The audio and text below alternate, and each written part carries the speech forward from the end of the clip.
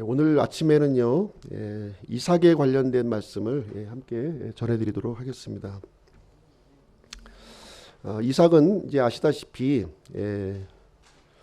아브라함이 이제 100세 때 낳은 이제 아들이 이제 되겠습니다. 아브라함에게 있어서 이삭은 사랑하는 아들이었고 유일한 아들이었다, 이렇게 말씀을 하고 있습니다. 그런데 이 이삭의 일생을 우리가 보시게 되면요, 지극히 이제 평범한 삶을 이제 이렇게 어떤 그 다른 그 이 사람 믿음의 사람에 비교해서 볼 때 지극히 평범한 그런 삶을 살았다는 것을 우리가 발견하게 되는데요. 독립된 내용이 거의 없는 거예요. 이삭에 관련된 기사를 볼 때 독립된 내용이 없습니다. 그러나 하나님께서는 이삭을 어떻게 평가를 하고 있냐면, 오늘 이제 본문 말씀에도 이제 기록이 되어 있는데요. 심히 이제 큰 자다, 이렇게 이제 하나님께서는 평가를 하고 있습니다. 먼저 이삭의 생애를 잠깐 좀 요약을 좀 해서 드리도록 하겠습니다. 이삭의 생애를 이제 보시게 되면 이렇게 그 이 아버지 아브라함과 그리고 이 아들 이삭 사이에 이렇게 버무려져 있는, 마치 이제 버무려져 있는 것과 같은 그런 이제 인생을 이제 살아가게 되었습니다. 아브라함이 이제 100세 때 이제 이삭이 출생을 했죠. 부엘세바라고 하는 지금 이제 이 이스라엘의 그 남쪽 도시 그쪽에서 이제 출생을 하게 되었습니다.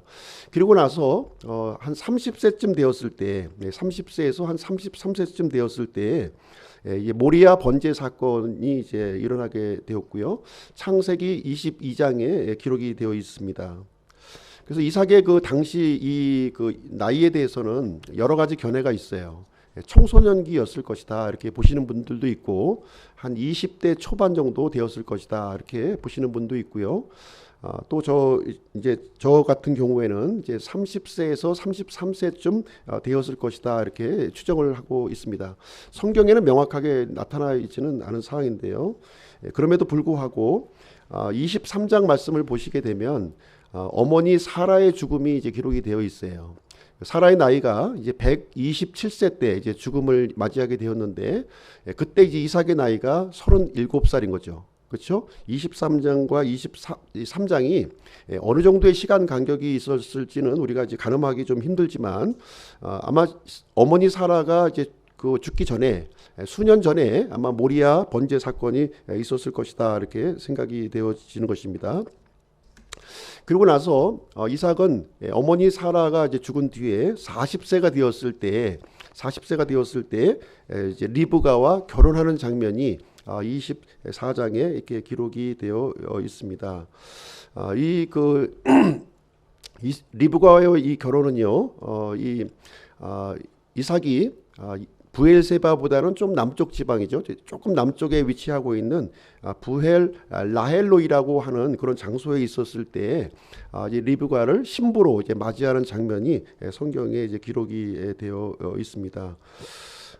이삭의 그 생애를 보시게 되면요, 특이한 점이 하나 이제 발견되고 있는데, 그것이 무엇이냐면 우물과 연관이 있다는 거예요.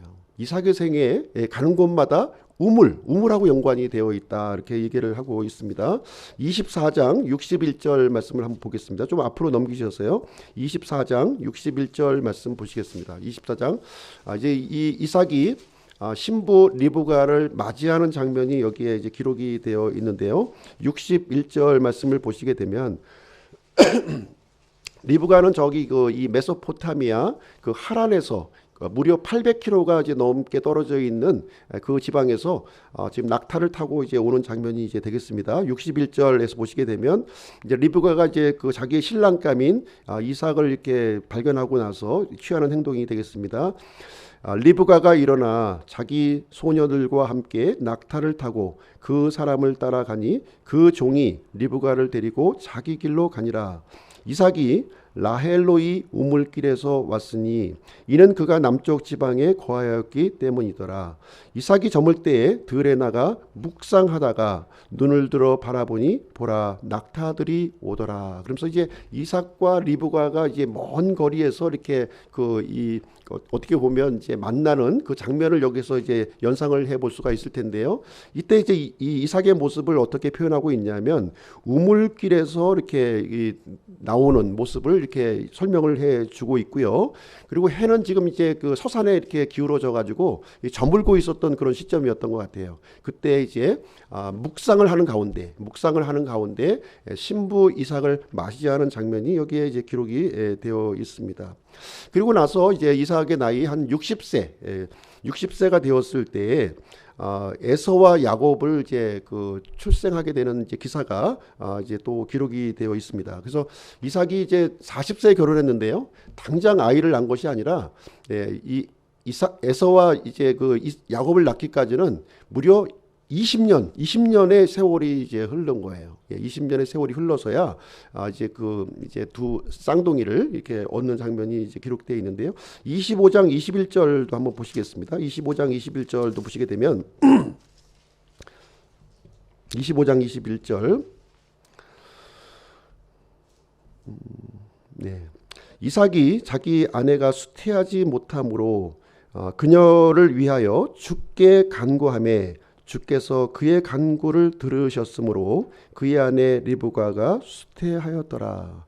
결혼을 했는데 참 아내가 수태하지 못하니까 참 이삭의 마음이 참 이렇게 아주 아주 조급한 마음이 그냥 들었는데요. 그래서 이제 하나님 앞에 무려 20년 동안 이렇게 기도를 해서 이렇게 쌍둥이를 얻게 되는 내용이 여기 기록이 되어 있습니다. 그래서 어떨 때는 우리의 기도가 이렇게 좀 굉장히 좀 길게 이렇게 될 수가 있다는 것을 여기서 얘기해 주고 있습니다. 그래서 20년 만에 두 쌍둥이를 얻게 되는 이야기가 기록되어 있고요. 그리고 이제 이삭의 나이 75세 때에는 이제 아버지 아브라함이 이제 죽음을 맞이하게 되죠. 175세에 이제 아브라함이 이제 죽게 되는데요. 헤브론에서 막벨라 굴 이제 해쪽 속으로부터 샀던 그 굴에 이제 안장이 되는 장면이 기록되어 있고요. 그리고 나서 이제 한 80세쯤 되었을 때 이제 아브라함이 죽고 난 뒤에 80세쯤 되었을 때 이것도 정확한 나이는 아닙니다. 정확한 나이는 아닌데요. 한 80세쯤 되었을 것이다 이렇게 추정하는 것입니다. 그때 이제 26장을 보시게 되면 창세기 26장을 보시게 되면 이 가나안 땅에 큰 기근이 이제 드는 이야기가 이제 거기 이제 기록이 되어 있습니다. 그래서 이 26장이 어떻게 보면 이삭의 이야기 중에서 가장 독립적인 이야기예요. 다른 것들은 다 아버지 아브라함과 연관이 되어 있고 아니면 또 아들 야곱과 이렇게 연관된 이야기로 이렇게 버무려져 있는데 오직 26장만큼 이 그랄 땅에서 있었던 이 사건만큼은 이삭 단독으로 이렇게 기록된 유일한 기사가 되겠다 이렇게 볼 수가 있겠습니다. 그리고 나서요. 이삭의 나이가 한 155세쯤 되었을 때 이것도 추론입니다. 이것도 정확한 나이는 아닌데요.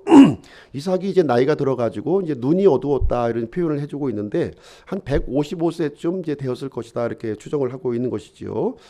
이때 이제 두 아들을 향해서 이렇게 축복 기도하는 내용이 이제 27장에 기록이 되어 있는 거예요. 27장에 기록이 되어 있습니다. 그래서 이제 야곱이 이제 형 에서의 모습으로 변장을 해가지고 이제 이 장자의 축복을 이제 이 야곱이 받는 장면이 기록되어 있고요. 그래서 에서와 야곱이 아주 그냥 사이가 극도로 악화가 됩니다. 그래서 야곱이 이제 어디로 이제 이동을 하게 되냐면 저기 이제 외삼촌 라반의 집 하란까지 이렇게 가출을 하게 되는 그 이야기가 기록되어 있습니다. 그래서 거기서 야곱은 이제 20년을 이제 머물게 되죠. 20년. 첫째 아내를 위해서 7년, 둘째 아내를 위해서 7년, 그리고 또 보너스 6년까지 해가지고서 20년 만에 이제 가나안 땅으로 되돌아오는 이야기가 기록되어 있습니다. 그래서 그때 이제 이삭의 나이 한 180세쯤 되었을 때, 그렇죠? 그때 이제 아버지 이삭이 창세기 35장에서 죽음을 이제 맞이하게 되는데, 그때 이삭의 나이가 이제 180세였던 거예요. 180세. 이렇게 해서 이 모든 인생을 이렇게 마무리하게 되는데, 그래서 이제 이삭의 내용이 그렇게 이제 연관된 내용을 빼면 큰 내용이 이제 없는 것을 이제 보여줍니다. 그럼에도 불구하고 하나님께서는 이삭을 큰 자라고 이렇게 말씀드린 이유는 바로 이삭이 언약의 당사자였다는 거예요. 아브라함도 이 약속의 이 당사자였지만 이삭 역시 그 당사자였음을 얘기해주고 있고요.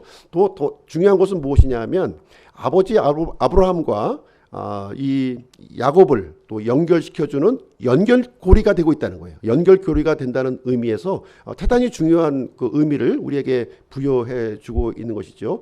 두 개의 축선이 굉장히 중요합니다. 아브라함의 축선과 또 야곱의 축선이 굉장히 중요하지만 이 두 개의 축선을 연결해주는 링크 역할을 해주고 있는 사람이 누구냐면 바로 이삭이었다는 거예요. 이삭이 그런 면에서 대단히 중요한 것이고요. 그래서 아버지 아브라함은 이제 이 아버지 하나님을 예표하고 있고, 이삭은 이 예수 그리스도를 이제 예표하고 있는 인물이 되겠고요. 그리고 야곱은 성령님을 예표하고 있는 인물이다. 이제 그런 쪽으로 우리가 보시면 될 것 같습니다. 그래서 오늘 이제 26장 말씀을 함께 살펴보게 될 텐데요. 그 언약의 당사자 이삭이라고 하는 이 제목을 가지고 오늘 말씀을 전해드리도록 하겠습니다. 전해드릴 순서는요, 하나님께서 이제 이삭에게 이제 언약을 주시는 장면하고요, 언약을 주시는 장면하고, 또 그리고 이삭은 가는 곳마다 이렇게 우물을 파는 우물과 시작을 했다고 그랬지 않습니까? 그래서 우물을 파는 일을 이제 하게 되고요. 그리고 마침내 이삭은 언약의 이 당사자가 되었다 하는 것을 함께 보시도록 하겠습니다. 자, 1절 말씀만 보시죠. 26장 1절. 하나님께서 이삭에게 언약을 맺어 주시는 그 장면을 한번 보시도록 하겠습니다. 26장 1절 말씀 보시도록 하겠습니다.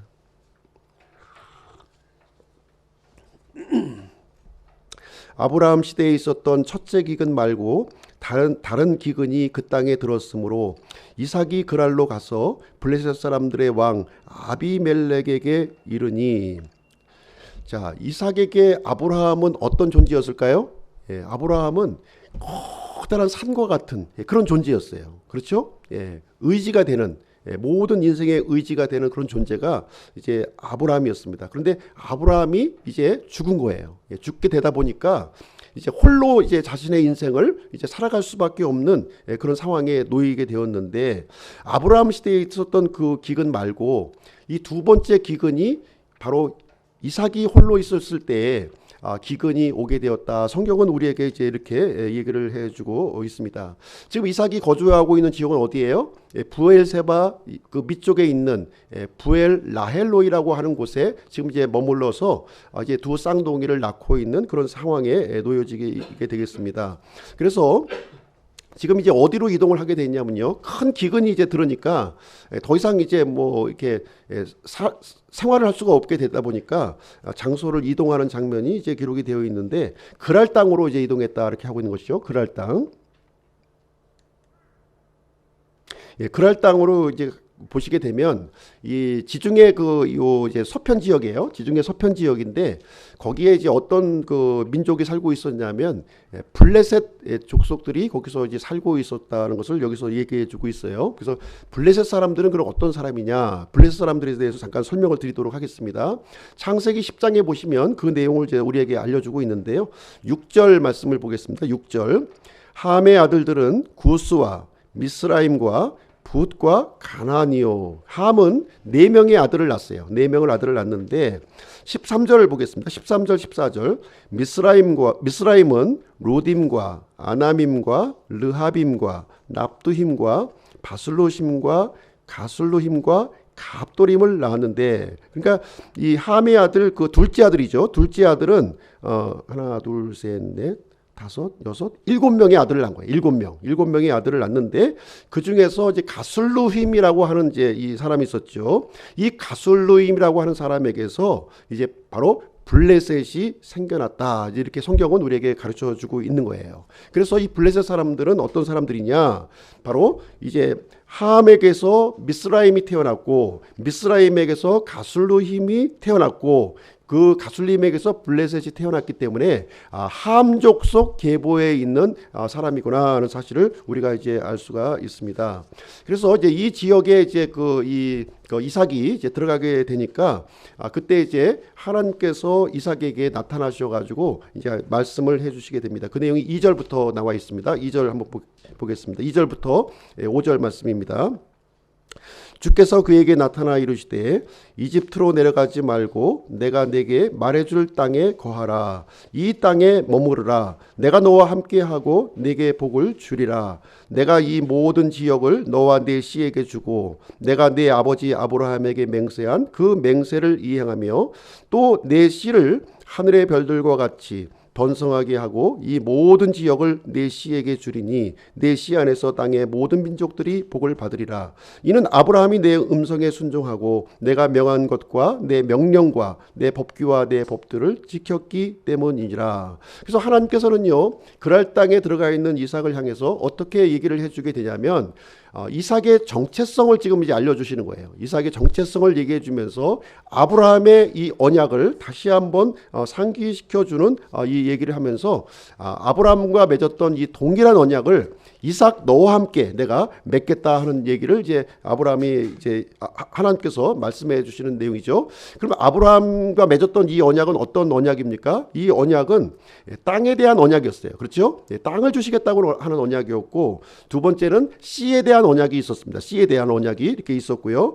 세 번째는 하나님의 이 통치에 관련된 언약이 있었다. 그래서 땅과 씨와 그리고 하나님의 통치, 그러니까 이 하나님의 왕국에 대한 약속을 아브라함에게 주셨던 것이죠. 그 동일한 약속을 지금 누구에게 주고 있는 거예요?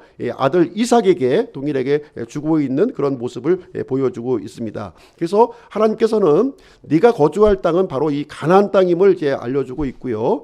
세상을 상징하고 있는 이집트에는 내려가지 말라 이렇게 금하고 있는 장면이 여기서 기록이 되고 있습니다. 그래서 이 땅에 거한다면 내가 너와 함께 할 것이고 아브라함의 이 맹세를 내가 이행하겠다 이렇게 말씀을 해 주시게 된 것입니다. 그래서 이삭은요, 이집트로 내려가던 계획을 이제 이집트로 내려가는 계획을 잠시 이제 중단하게 되는 장면이 여기에 이제 기록이 되어 있습니다. 그래서 6절 말씀을 보시게 되면요, 6절에 보시게 되면 이삭이 그랄에 거하였더라 이렇게 얘기를 해주고 있습니다.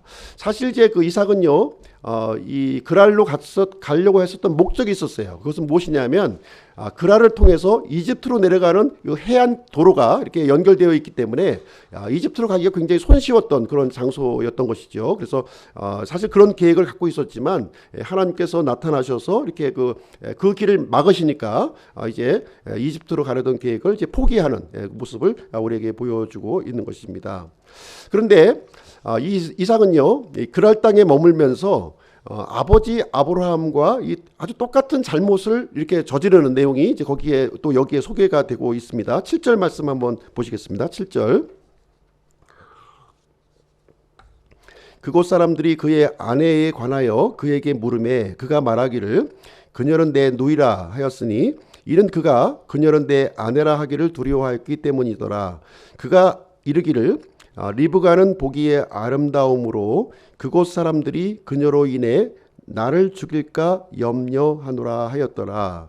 이삭은요, 이 그랄 땅에서 자신이 죽을 것을 지금 두려워했다 이렇게 얘기를 해주고 있는 것이죠. 그래서 아내를 어떻게 불렀냐면 누이 동생이다, 누이 동생이다 이렇게 부르게 된 거예요. 사실 이제 이 고대 국가에서는 이게 예쁜 아내를 두게 되면 그 남편은 이제 죽여야 되는 거예요. 죽여야만 그 여자를 차지하게 되겠죠. 그렇죠? 근데 만약에 그 여자의 오빠라고 한다면 상황이 좀 달라지는 거죠. 천한매보지간이 되기 때문에 죽일 필요가 없는 거예요. 목숨이 이제 구명할 수 있는 그런 상황에 놓여지고 있는 것입니다. 그래서 이 이삭은 이 남편이라고 얘기하지 않고 이제 오라비라고 지금 자기를 이제 목숨을 이제 자기가 살리기 위해서 이제 여차하면 이제 아내는 포기하고 자기 목숨은 살아야겠다 하는 이런 꾀를 부리고 있는 내용이 되겠습니다. 그래서 이 내용이 이 거짓말이 계속 유지될 수는 없는 거죠. 그렇죠? 예, 그래서 발각이 되고 말았습니다. 8절 9절 한번 보겠습니다. 8절 9절. 그가 거기 오래 거하였는데 블레셋 사람들의 왕 아비멜렉이 창 밖으로 내다보다가 봄에 보라 이삭이 자기 아내 리브가와 즐겁게 놀므로 아비멜렉이 이삭을 불러 이르되 보라 그녀는 정녕 내 아내이거늘 어찌 내가 이르기를 그녀는 내 누이라 하였느냐 하니 이삭이 그에게 이르되 내가 이르기를 그녀로 인해 내가 죽을까 염려하노라 하였기 때문이라. 그래서 이제 이 그랄 왕 아비멜렉이 이렇게 가만히 쳐다보니까 이제 포옹을 하고 이렇게 그 부부의 애정 행각을 이렇게 보이게 되니까 이제 발각이 이제 돼 버리고 마는 것이죠. 그래서 이삭을 불러가지고 책망하는 장면이 여기에 기록이 되어 있습니다. 이때 이제 이삭은 내가 진짜 목숨을 살리려고 내가 거짓말을 할 수밖에 없었다 이렇게 이실족구하는 장면이 이제 기록되어 있고요. 근데 이 아비멜렉은 이제 이삭의 이런 모습에 대해서 더 이상 이제 그 문제 삼지는 않았어요. 문제 삼지는 않고 지금 이제 이삭이 혼자만이 아니거든요. 지금 혼자만 있었던 것이 아니라 굉장히 많은 사람들과 이 양떼들이 함께 있었던 거예요. 그래서 그랄 왕은 이제 이삭이 지금 남아 있는 것이 유익이 되는 것으로 생각을 한 거예요. 그래서 이제 계속해서 여기에 거주할 것을 이제 그 허락하는 장면이 이제 기록이 되어 있습니다. 12절 13절 한번 보겠습니다. 12절 13절. 그때 이삭이 그 땅에서 씨를 뿌려 바로 그 해에 100배를 받았고 주께서 복을 주심으로 이 사람이 크게 되고 앞으로 나아가 성장하여 마침내 심히 큰 자가 되었으니 심히 큰 자가 되었다. 이 그랄 땅에서 이방인 땅에서 이 이삭이 아주 심히 아주 성공한 사람이 되었다 이렇게 얘기를 해주고 있습니다. 그래서 지금 이제 이삭이 그랄 땅에서 머무는 기간이 상당히 지금 오래되었구나 하는 사실을 우리가 이제 볼 수가 있는 것이고요. 거기에서 이제 이렇게 터전을 일구어 가지고 많이 이름도 알려지고 성공한 사람으로 이제 자리매김이 되었다는 것을 여기서 말씀을 해주고 있습니다. 그런데 이제 문제가 생긴 거예요. 여기서 어떤 문제가 생기게 되냐면. 이삭이 이렇게 그 외지인으로서 이렇게 그 성공한 사람을 살게 되니까 현지인들이 이렇게 시기하는 모습이 여기서 기록이 되어 있습니다. 그래서 이삭의 성공 때문에 자기네들이 이렇게 어떤 분깃을 이렇게 빼앗겼다 하는 생각을 이제 갖게 되면서 이제 분쟁이 일어납니다. 분쟁이 일어나는 장면이 14절부터 기록되어 있습니다. 14절 한번 보겠습니다. 14절. 그가 양떼를 소유하고 소떼를 소유하였으며 종들이 심히 많았더라. 블레셋 사람들이 그를 시기하였으며 그의 아버지 아브라함 시대에 그의 아버지의 종들이 판 모든 우물을 블레셋 사람들이 막고 흙으로 메웠더라. 아비멜렉이 이삭에게 이르되 너는 우리보다 훨씬 더 강력한즉 우리에게서 떠나라 하니라. 이 블레셋 사람들이 어떤 못된 짓을 했냐면 이 아브라함이 팠던 그 우물에다가 다 흙으로 메꿔버린 거예요. 예. 흙으로 메꿔버리니까 이제 더 이상 농사도 질 수가 없고 양떼를 먹일 물이 없는 그런 상황에 이제 놓여지게 되었습니다. 그래서 이제 아비멜렉은 이제 그 이삭을 향해서 이제 이 지역을 이제 떠나가라 떠나가라 이런 명령을 여기서 하게 됩니다. 그래서 어쩔 수 없이요 이삭은 이제 이 그랄 땅을 떠나서 이렇게 이동하는 일을 이제 진행을 하게 됩니다. 진행하는 이야기 나오는데. 이제부터 이제 이 이삭은 가는 곳곳마다 이렇게 그 우물을 파는 이야기가 이렇게 진행이 되는 거죠. 우물 파는 이야기를 한번 같이 보시도록 하겠습니다. 17절부터 23절까지는 이제 우물 파는 이야기가 계속 이어지는 거예요. 이삭이 평생 동안 한 일은 다른 게 없어요. 계속 우물만 판 거예요. 예. 싸우지 않고 다투지 않고 분쟁하지 않고 이동해 가면서 계속해서 새로운 우물을 파는 그런 삶을 살게 되었습니다. 사실 이삭에게는 많은 양떼가 있었기 때문에요. 이제 양떼를 먹일 만한 그 물이 계속해서 필요한 그런 상황이 이제 되었습니다. 처음에는 이제 아버지 아브라함이 파놓았던 그 우물에 의존을 했지만 이제 이동하면서 스스로 우물을 팔 수밖에 없는 그런 상황에 놓여지게 되었습니다. 17절 18절 한번 보실게요. 17절 18절. 이삭이 그곳을 떠나 그랄 골짜기에 장막을 치고 거기 거하며 자기 아버지 아브라함 시대에 그들이 팠던 우물들을 다시 팠으니 이는 아브라함이 죽은 뒤에 블레셋 사람들이 그 우물들을 메웠기 때문이더라. 그가 그 우물들의 이름을 자기 아버지가 부르던 이름으로 불렀더라. 그래서 처음에는 이제 이 우물의 이름을 아버지가 팠기 때문에 아버지가 불렀던 그 이름으로 이제 이 우물의 이름을 불렀다 이렇게 얘기를 하면서 이제 이 그랄 골짜기를 따라서 이렇게 이동하게 되었습니다. 그래서 이제 그 문제가 또 생긴 거죠. 그러다 보니까 이 그랄 골짜기에 이렇게 있었던 그 목자들이 찾아와 가지고 여기는 우리의 땅이야. 지금 그 우물은 우리의 것이야 하고서 이제 주장하는 내용이 거기에 기록이 되어 있습니다. 20절 말씀 보겠습니다. 20절. 그랄의 목자들이 이삭의 목자들과 다투며 이르되 이 물은 우리의 것이라 하니라. 그들이 그와 다투었으므로 그가 그 우물의 이름을 에색이라 하였더라. 그래서 그랄의 목자와 다투는 문제가 이렇게 생겨가지고요. 이제는 이 새로 판 그 우물을 이름을 붙였는데 뭐라고 붙였냐면 에색이라고 부른 거예요. 에색. 이 에색이라고 하는 뜻은 무엇이냐면 다투다. 다툼이라고 하는 뜻을 이제 가지고 있었습니다. 그래서 이삭은 특징이 뭐냐면 많은 그 종들이 있었어요. 종들이 있었음에도 불구하고 분쟁하고 다투지 않았다는 거예요. 힘들어서 이 우물을 팠지만 그 우물에 대한 어떤 소유권을 주장하지 않고 또 이동하는 일을 이제 진행하게 되었습니다. 절대로 맞대응하지 않고 새로운 곳에 가서 또 우물을 파는 일을 진행하게 되었습니다. 사실 이제 우물 파는 일이요. 오늘날에는 뭐 이렇게 이 어떤 그 대공을 이렇게 이용해서 이렇게 파면 쉽게 이렇게 파지만 과거에는 우물 파는 일이 굉장히 어려웠던 거예요. 전부 수작업으로 이렇게 파야 되는 것이었고요. 우물을 파는 게 문제가 아니라 물이 나오냐 하는 것도 또 대단히 큰 문제였어요.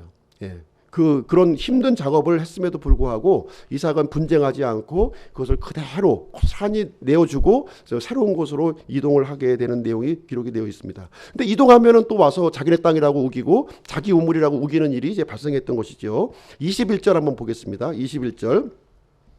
그들이 또 다른 우물을 파고 또 그것으로 인하여 다투었으므로 그가 그 우물의 이름을 신나라 하였으며 이번에는 이제 이름을 어떻게 불렀냐면 신나라고 불렀다.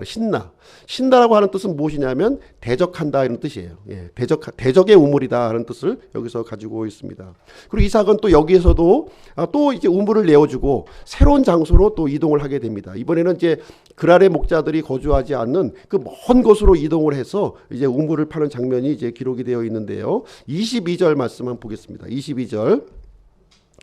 그가 거기서 옮겨가서 다른 우물을 팠더니 그들이 그것으로 인해 다투지 아니하였으므로 그가 그 우물의 이름을 르호봇이라 하고 이르되 이제 주께서 우리를 위해 자리를 만들어 주셨은즉 그 땅에서 우리가 다산하리라. 이번에 이제 그 우물의 이름을 어떻게 불렀냐면 르호봇이다 이렇게 불렀습니다. 르호봇. 그 이유는 무엇이냐면 더 이상 그랄의 목자들이 쫓아와서 시비도 걸지 않고 이 우물에 대한 다툼이 이제 중단되었다 하는 것을 여기서 얘기해 주고 있습니다. 그래서 르호봇의 뜻은 무슨 얘기냐면 이렇게 넓혀진다, 확장한다 이런 뜻을 가지고 있어요. 그래서 이 지역에서 이제 이삭은 많은 새로운 우물들을 이렇게 곳곳에다 이렇게 파는 작업을 여기서 이제 진행을 하게 됩니다.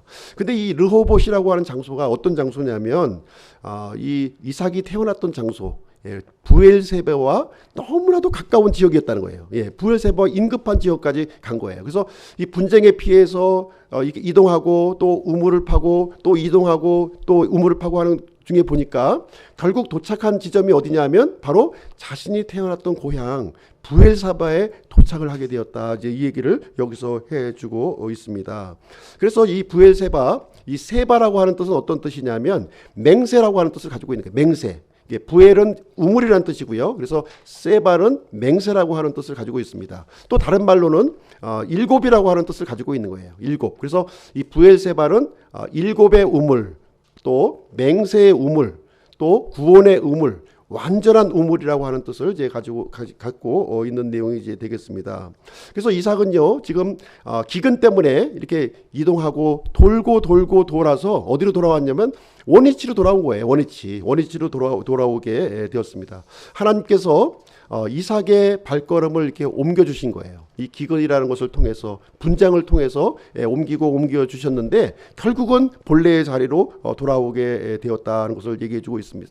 그래서 이삭은요, 그동안의 일들이 이렇게 브엘세바에 도착하는 순간 이 퍼즐같이 이렇게 하나로 맞춰진 거예요, 이제요. 예. 하나님의 존재에 대해서 새롭게 이제 발견하게 된 것입니다. 아, 하나님은 구원의 하나님이시구나. 예, 언약의 하나님이시구나. 그리고 은혜의 하나님이라고 하는 사실을 이 경험적으로 알게 되는 일을 여기서 경험하게 됩니다. 그래서 이삭은요, 이 하나님이 아브라함의 하나님인 것으로 알고 있었어요. 그동안에는 이 아브라함의 아버지의 하나님으로 생각했는데 직접 하나님과 직접 이렇게 대면하면서 이 하나님이 바로 나의 하나님이다, 자신의 하나님이라고 하는 사실을 여기서 우물을 파는 그 과정을 통해서 발견하게 되었다는 것을 우리에게 말씀해 주고 있습니다. 그래서 결국은요, 이 이삭은 하나님의 언약의 당사자가 결국 되었다는 것을 성경은 우리에게 가르쳐 주고 있습니다. 24절 25절 한번 보겠습니다. 24절 25절. 바로 그 밤에 주께서 그에게 나타나 이르시되 나는 네 아버지 아브라함의 하나님이니 두려워하지 말라. 내 종 아브라함으로 인하여 내가 너와 함께하고 내게 복을 주어 네 씨를 번성하게 하시매 그가 그곳에 제단을 쌓고 주의 이름을 부르며 거기에 장막을 치니 그의 종들이 거기서 우물을 팠더라. 이렇게 얘기를 하고 있습니다. 그래서 이제 하나님께서는 처음에 아브라함의 하나님, 아버지의 하나님이다, 이렇게 소개를 해주고 있는데요. 그러면서 그 아버지의 그 하나님이 바로 내 하나님이 되어주겠다, 이렇게 약속을 새롭게 해주시는 장면이 기록되어 있고, 그래서 그 말씀을 듣고서 이제 이삭이 어떤 반응을 보이게 되냐면 하나님의 이름을 비로소 거기서 부르게 되는 일을 여기서 기록하고 있는 것이 이제 되겠습니다. 사실 이제 이 이삭은요, 이 기근을 피해 가지고 그랄 땅으로 가서 이집트로 내려가려고 하는 그런 계획을 세웠지만 하나님께서 그 길을 막으시고 언약의 하나님이라고 하는 사실을 다시 한번 이렇게 이삭에게 재확인해 주는 내용이 여기에 이제 기록이 되어 있는 내용이 이제 되겠습니다. 그래서 하나님께서는 이 우물을 통한 가르침을 주신 거예요. 이 이삭에게. 그래서 물을 주시는 하나님, 생명을 주시는 하나님, 기근을 이기게 해 주시는 그 하나님이라고 하는 사실을 여기서 알려주게 되었습니다. 그래서 브엘세바에 도착한 이 이삭의 모습은요, 완전히 새로운 모습으로 이렇게 바뀌어진 모습을 우리는 발견하게 되는 것입니다. 언약의 하나님을 발견하는 순간 이삭의 행동을 보시게 되면 25절에 정확하게 그 내용이 설명을 해주고 있습니다. 어떻게 하고 있냐면 처음에 제단을 쌓았다는 거예요. 제단을 쌓았고 그 다음에 두 번째로 장막을 쳤고 세 번째 우물을 팠다, 이렇게 이 기록을 하고 있습니다. 이 순서에 한번 유의해 주시기 바랍니다. 순서. 먼저 제단이고요. 두 번째 장막이고요. 세 번째 우물이었던 거예요. 예전에 그 이삭의 모습은 어떤 모습이었습니까? 먼저 우물이었죠. 물을 찾아야 돼 하고서 이렇게 쫓아갔습니다. 그런데 이제 그 물을 주신 하나님을 발견하는 순간 이삭은 어떤 행동을 취했어요? 이제 하나님 앞에 제단을 쌓고 하나님의 이름을 부르고 하나님을 경배하는 모습으로 바뀌어졌다는 것을 여기서 말씀을 해주고 있습니다. 그래서 자신을 구원해 주신 하나님, 자신에게 생명을 주신 하나님을 경배하는 모습을 여기서 보여주고 있는 것이죠. 32절 33절 한번 보겠습니다. 32절 33절. 바로 그날 이삭의 종들이 와서 자기들이 판 우물에 관해 그에게 고하여 이르되 우리가 물을 찾았나이다 하매 그가 그것을 세바라 하였더라. 그러므로 그 도시의 이름이 이날까지 브엘세바이니라. 사실 기근 때문에 우물이 말랐었던 거예요. 그전에는. 그래서 떠날 수밖에 없었는데 하나님께서 다시 브엘세바의 모든 믿음을 회복하고 도착을 해보니까 다시 물을 터지게 하시고 생명의 물을 공급하시는 그 하나님을 여기서 보여주고 있습니다. 그래서 하나님은 이 우물의 이름을 통해서 우리가 알 수가 있는 것이죠. 그래서 르호봇의 하나님이었다는 거예요. 르호봇의 하나님. 이렇게 확장시켜 주시는 하나님이시라는 거예요.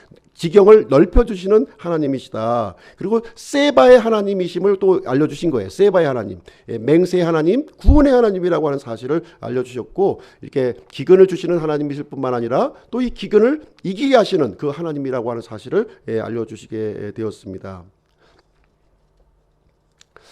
그래서 이 이삭이 이 복이 되게 하신 거예요. 아브라함에 이어서 이 복의 당사자가 이렇게 되게끔 하셨고요. 언약의 당사자가 이렇게 되게 되었습니다.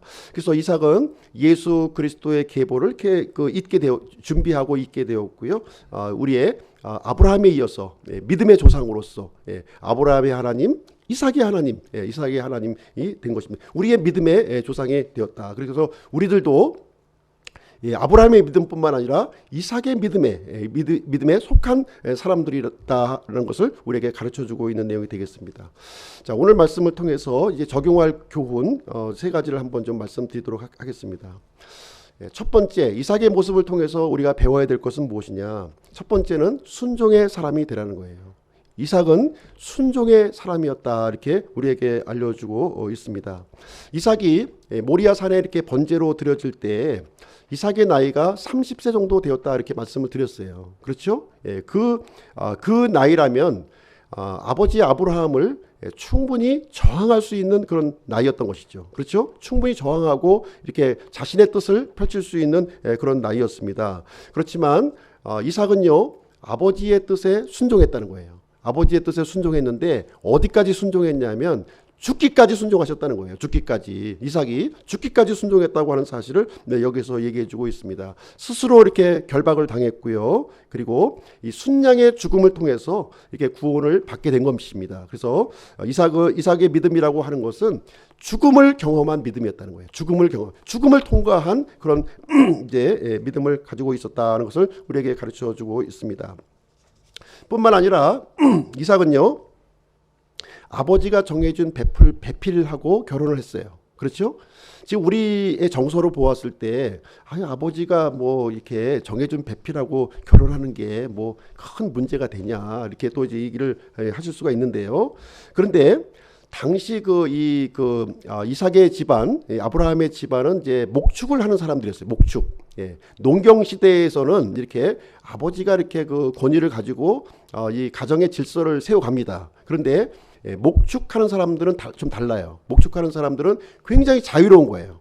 스스로가 선택하는 그런 이 기질을 가지고 있습니다. 그래서 결혼도 마찬가지예요. 결혼도 당사자가 직접 선택을 합니다. 나중에 이제 야곱의 이야기라든가 에서의 이야기를 보게 되면 결혼을 부모가 정해준 사람이 이렇게 결혼하는 것이 아니라 직접 해요. 직접 해서 어떻게 보면 목축하는 사람들은 여자가 더 적극적입니다. 적극적으로 남자를 선택하는 장면이 이렇게 막 나와요. 그렇죠?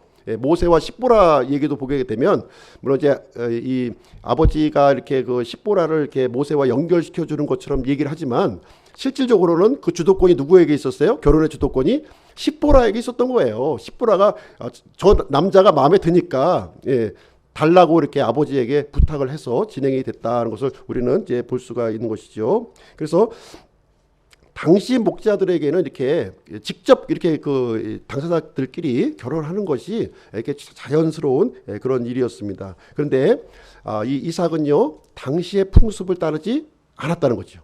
당시에 그 당시에 그 세상이 흘러가는 방식대로 살지 않고 아버지의 뜻에 순종해서, 그리고 사실 아버지가 결정했다기보다는 종이 결정한 거죠. 늙은 종이 이제 결정한 건데 늙은 종의 그 지혜를 이렇게 받아들이고 거기에 순종을 해서 이 리브가를 아내로 맞이하는 장면이 여기에 기록이 되어 있습니다.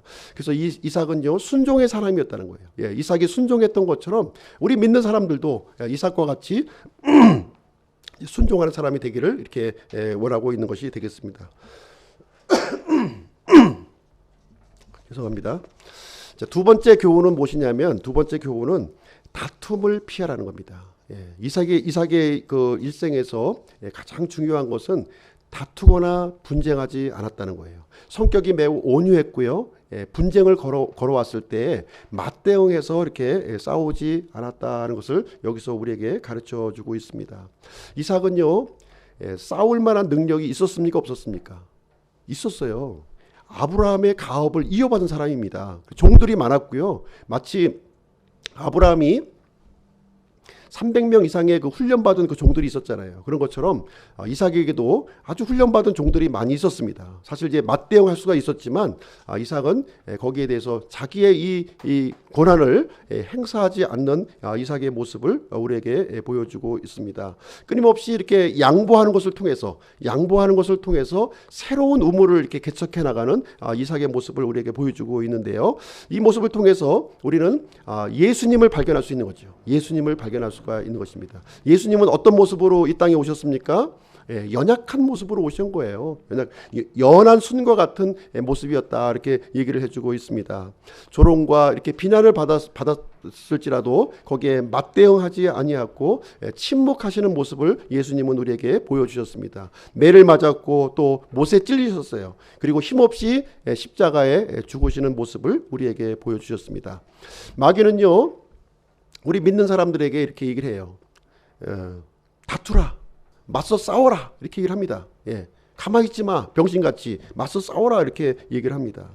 근데 만약에 우리가 그 세상 사람들과 같이 똑같이 다툰다면 마귀는 또 어떻게 얘기하겠습니까? 어떻게 얘기하겠어요? 우리를 조롱할 거예요. 세상 사람이나 믿는 사람이나 똑같네, 똑같아, 이런 식으로 조롱을 하게 될 것입니다. 이 다툼이라고 하는 것은요, 이 마귀에게 우리에게 틈을 내어주는 거예요. 우린 다투거나 분쟁해서는 안 된다 하는 것을 우리에게 말씀을 해주고 있습니다. 그래서 우리가 다투지 않고 양보했을 때 무기력하게 양보하는 것이 아니라 힘이 있음에도 불구하고 우리가 양보했을 때 우리는 하나님의 특별한 은혜를 경험한다는 거예요. 특별한 은혜를 경험하게 된다, 이렇게 얘기해 주고 있습니다. 성경은 우리 믿는 자에게 가르쳐 주는 것이 무엇이냐면 지는 것을 통해서 이기는 거예요. 그렇죠?